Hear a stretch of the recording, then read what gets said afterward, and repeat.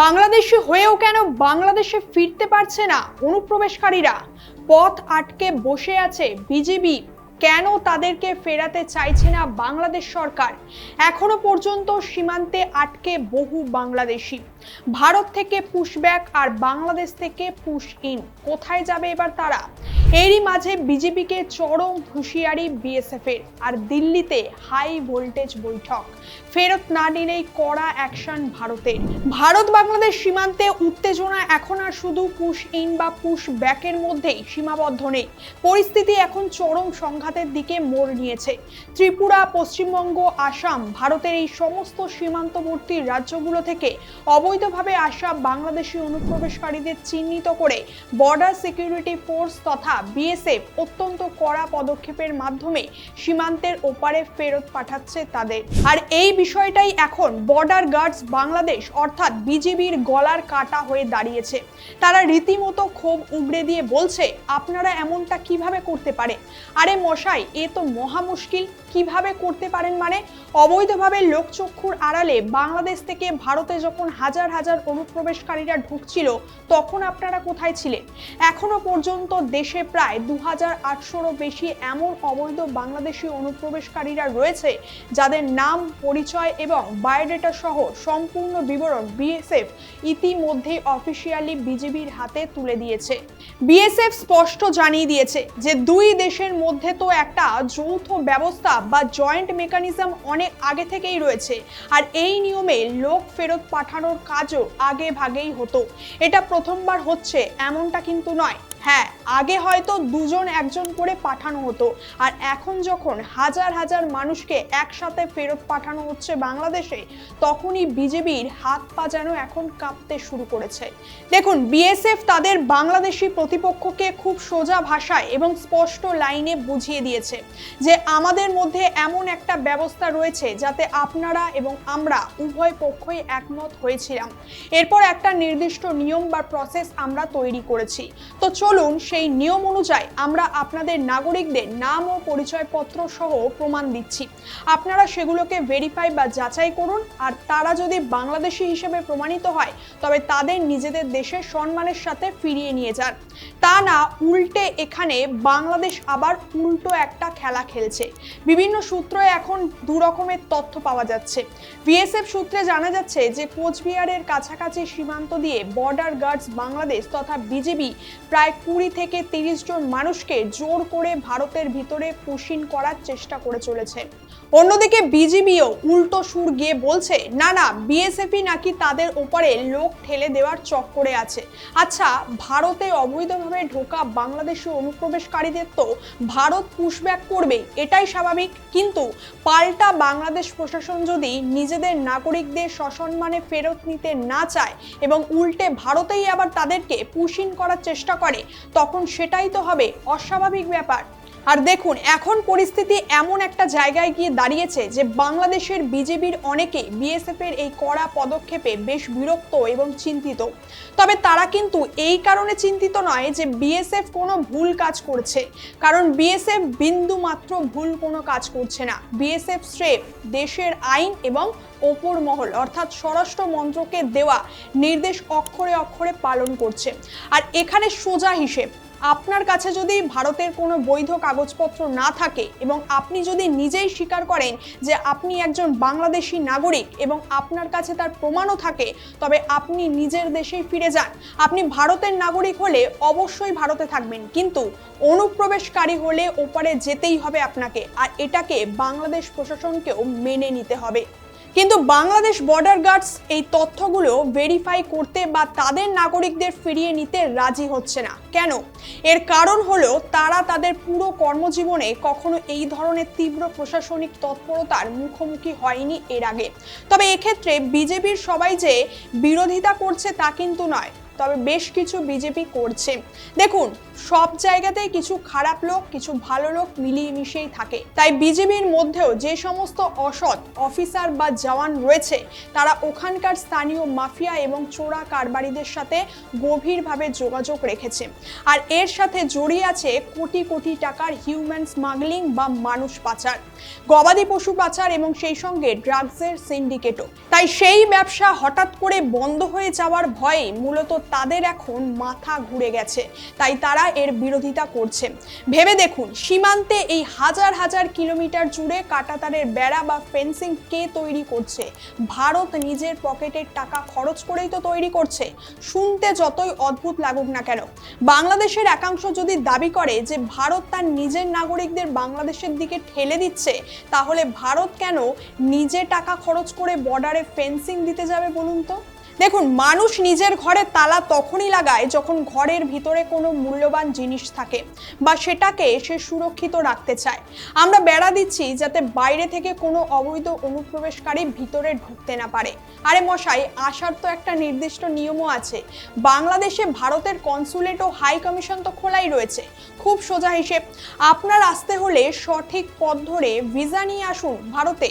কিন্তু তারা তো চোরাপথ দিয়েই ঢুকে পড়েছিল এতদিন ধরে। আর কেন্দ্র সরকার যেহেতু এখন একটা চূড়ান্ত এবং ঐতিহাসিক সিদ্ধান্ত নিয়েছে, সেই অনুযায়ী যতজন অবৈধ বাংলাদেশি আছে তাদের ধরে বর্ডারের ওপারে ফেরত পাঠাতে হবে। আর এর ফলে বাংলাদেশ বর্ডার গার্ডসে সেই পুরনো চক্র, ওখানকার রাজনৈতিক শক্তি এবং চোরা কারবারিদের পুরো নেটওয়ার্কটাই এক ঝটকায় তাসের ঘরের মতো ভেঙে পড়েছে। তবে একটা কথাও আমাদেরকে মাথায় রাখতে হবে, বাংলাদেশ থেকে যারা এইভাবে অবৈধভাবে ভারতে ঢোকে তারা কিন্তু অত্যন্ত দরিদ্র শ্রেণীর মানুষ। কোনো কোটিপতি তো আর এভাবে বর্ডার পার হয়ে আসে না। এই গরিব মানুষগুলোই দালাল ও মানব পাচারকারীদের প্রচুর টাকা দেয়। কেউ হয়তো নিজের ছোট এক টুকরো জমি বিক্রি করে দেয়, কেউ নিজের গবাদি পশু বা হাঁস মুরগি যা আছে তা বিক্রি করে টাকা জোগাড় করে। সেই টাকা তারা বাংলাদেশের দালালদের দেয়, আর দালালরা আবার বর্ডার গার্ডস বাংলাদেশকে টাকা খাওয়ায় এবং তারা বর্ডার দিয়ে লোকগুলোকে ভারতে পুশ করে দেয়। এভাবেই পুরো চক্রটা চলে আসছিল এতদিন ধরে তাদের। এখন প্রশ্ন হলো, বাংলাদেশের বর্ডার গার্ডস কেন এই ফেরত আসা মানুষদের বর্ডারে আটকাচ্ছে? ওরা তো একবার টাকা পেয়েই গেছে, তাহলে এই লোকগুলো ফিরে যাচ্ছে কি যাচ্ছে না তাতে এদের কি যায় আসে? এর একটা মস্ত বড় কারণও রয়েছে। হ্যাঁ, বাংলাদেশ বর্ডার গার্ডস যে নিজের দেশের মানুষদের ফিরিয়ে নিতে চাইছে না, তার মূল কারণ হলো, যদি হাজার হাজার বা লক্ষ লক্ষ বাংলাদেশি আবার ওপারে ফিরে যায়, তবে এই স্মাগলিং সিন্ডিকেটের উপার্জনের রাস্তাও চিরতরে বন্ধ হয়ে যাবে। আর এখন সেখানকার মানুষের মধ্যেও এই আলোচনা ও আতঙ্ক ছড়িয়ে পড়ছে যে আপনি যদি অবৈধভাবে ভারতে যান, তবে ভারত সরকার আপনাকে ডিপোর্ট তথা বহিষ্কার করে দেবে এবং আবার বাংলাদেশে ফেরত পাঠিয়ে দেবে। আর এই খবরটা ওপরে যত বেশি ছড়াচ্ছে, মানুষ তত ওখানকার দালাল ও মানব পাচারকারীদের অ্যাডভান্স টাকা দেওয়া বন্ধ করে দিচ্ছে। মানে একজন সাধারণ মানুষ ভাবছে যে তার জমি জমা ঘরবাড়ি বিক্রি করে দালালকে টাকা দেবে ভারতে ঢোকার জন্য, আর 2-3 মাস পরেই বিএসএফ যদি তাদের আবার তাড়িয়ে বাংলাদেশে পাঠিয়ে দেয়, তখন তার কি হবে? তাহলে কেন এখন সবকিছু বাজি রেখে সে আর ভারতে আসার ঝুঁকি নেবে? আর এই কারণেই সীমান্তের আশেপাশে যে সমস্ত অসাধু চক্র রয়েছে, তা সে বিজেপির কিছু লোক হোক বা স্মাগলাররা, তাদের পুরো অবৈধ ব্যবসার সাম্রাজ্য এখন চরম হুমকির মুখে পড়েছে। তাই এই ইকোসিস্টেম এখন চাইছে যে কোনোভাবেই হোক এই লোকগুলো যেন ভারতের ভিতরেই থেকে যায়। আর এখানে আরও একটা অত্যন্ত গুরুত্বপূর্ণ বিষয় হলো, বহু আন্তর্জাতিক বিশেষজ্ঞদের মতে সীমান্তের ভিতরেও নাকি এক রাজ্য থেকে অন্য রাজ্যে অনুপ্রবেশ ঘটছে। অর্থাৎ যারা ইতিমধ্যেই বর্ডারের ফাঁকফোকর গলে পশ্চিমবঙ্গে ঢুকে পড়েছে, সেখান থেকে তারা ত্রিপুরা বা আসামে চলে যাচ্ছে। তাই এখন বিএসএফ তো মূলত সেই অনুপ্রবেশ ঠেকাবে যা সরাসরি আন্তর্জাতিক বর্ডার পার করে হচ্ছে। কিন্তু ভারতের দুটো রাজ্যের বর্ডারের মাঝে তো আর বিএসএফ থাকে না। বিএসএফ বিএসএফ সেখানেই থাকে যেখানে সামনে অন্য কোনো দেশ থাকে, এজন্য তাদের নাম হয় বর্ডার সিকিউরিটি ফোর্স। তাই বিএসএফ এর সামনে এখন খুব বড় একটা চ্যালেঞ্জ। তবে এখন যেহেতু সব জায়গায় একই নীতি এবং একই রকম প্রশাসনিক তৎপরতা চলছে, তাই পলিসি বা সিদ্ধান্ত এখন একদম স্পষ্ট। আগে যে পলিটিক্স চলতো, অর্থাৎ রাজনৈতিক ভোট ব্যাংকের স্বার্থে অনুপ্রবেশকারীদের একটা বিশাল অংশকে ব্যবহার করা হচ্ছিল এবং বহু বছর ধরে ভারতে অবৈধভাবে প্রবেশকারীদের আধার কার্ড, রেশন কার্ড তৈরিতে সাহায্য করা হচ্ছিল, সেই চ্যাপ্টার বা অধ্যায়ও এখন পুরোপুরি বন্ধ হয়ে গেছে। আর যখন থেকেই এই ভোট ব্যাংকের নোংরা রাজনীতি শেষ হয়েছে, তখন থেকেই পরিস্থিতি বদলে গেছে। অর্থাৎ ভারতের বুকে এই অবৈধ অনুপ্রবেশের যে দীর্ঘদিনের সমস্যা, তা চিরতরে শেষ করার প্রক্রিয়া এখন পুরো দমে শুরু হয়ে গিয়েছে। অন্যদিকে এখন ভারত বাংলাদেশ সীমান্তে প্রতিদিন এই উত্তেজনা বৃদ্ধির মাঝেই বহু প্রতীক্ষার পর অবশেষে দেশের রাজধানী দিল্লিতে একটা অত্যন্ত হাই ভোল্টেজ বৈঠক অনুষ্ঠিত হতে চলেছে। বিজেপির শীর্ষকর্তা ও কূটনৈতিক স্তরের গুরুত্বপূর্ণ ব্যক্তিরা এবং ভারতের বিএসএফ এর শীর্ষকর্তা ও কূটনৈতিক প্রতিনিধিরা এই টেবিলে মুখোমুখি বসছেন। এই বৈঠকের মধ্যে দিয়ে ঠিক কি উঠে আসতে চলেছে? ভারত বাংলাদেশ সীমান্তে চলা উত্তেজনা কি এবার কমবে? বিজেপি কি আদেও বুঝবে যে আসল বিএসএফ এর প্ল্যান কি? বিএসএফ সমস্ত নথি, তথ্য এবং আন্তর্জাতিক আইনকে সামনে রেখে যুক্তির টেবিলে বিজেপিকে ডেকে পাঠিয়েছে। এই যুক্তির টেবিলে বিএসএফ ঠিক কি রাখছে তা শুনলে একজন প্রকৃত ভারতবাসী হিসেবে আপনিও গর্বিত বোধ করবেন। বিএসএফ স্পষ্ট জানাচ্ছে যে অনুপ্রবেশ যে কোনো মূল্যে বন্ধ করতে হবে। এর জন্য ভারতবর্ষের কেন্দ্রীয় স্বরাষ্ট্রমন্ত্রী এবং ভারত সরকার যে নির্দেশ দিয়েছে, বিএসএফ অক্ষরে অক্ষরে তা পালন করছে। সীমান্তে এতদিন ধরে যে সমস্ত জায়গা নন ফেন্সিং বা কাঁটাতারবিহীন ছিল, বিএসএফ জানে কোনটা তার সীমানা, সেখানে তারা কাঁটাতার এবার লাগাবেই। আর বিজেপি তাতে কোনো বাধা দিতে পারবে না। যেখানে কাঁটাতার নেই সেখানে ইতিমধ্যেই জমি জরিপ করা হয়েছে এবং জমির হিসেব মেলানো হয়েছে। সেই জরিপের সমস্ত নথিপত্র বর্ডার গার্ড অফ বাংলাদেশকে দেখিয়ে দেওয়া হবে যে এখানে আগামী দিনে স্মার্ট বর্ডার তৈরি করা হবে, অর্থাৎ কাঁটাতার দেওয়া হবে এবং আধুনিক বর্ডার টেকনোলজিও ব্যবহার করা হবে। তবে এতে বিজেপির কর্মীরা এসে কোনো রকম বাধা দিতে পারবে না। সুতরাং আইনের মধ্যে থেকে সমস্ত আন্তর্জাতিক নিয়মকে সম্মান জানিয়েই এবং কোনো আইন লঙ্ঘন না করে ভারতবর্ষ তার নিজস্ব সীমান্ত সুরক্ষায় জোর দিয়েছে। প্রায় 4000 কিলোমিটার এমন জায়গা রয়েছে যেগুলো বাফার জোন এবং অত্যন্ত স্পর্শকাতর সীমান্ত অঞ্চল। এমন অনেক জায়গাও আছে যেখানে ভৌগোলিক অবস্থান, যেমন নদী বা জঙ্গল, এতটাই কঠিন ও ঘন যে খুঁটি পুঁতে সেখানে কাঁটাতার দেওয়া সম্ভব নয়। তাই সেই সমস্ত জায়গায় বিএসএফ সাফ জানিয়ে দেবে যাতে বাংলাদেশ তাদের জওয়ানদের সীমান্তের দিকে রাখে, আর ভারতও নিজের জওয়ানদের সেখানে রাখবে স্থায়ী ক্যাম্প তৈরি করে। আর এভাবেই দুই পক্ষই কড়া নজরদারি চালাবে যাতে কোনো অনুপ্রবেশকারী ভারতবর্ষের মাটিতে পা রাখতে না পারে।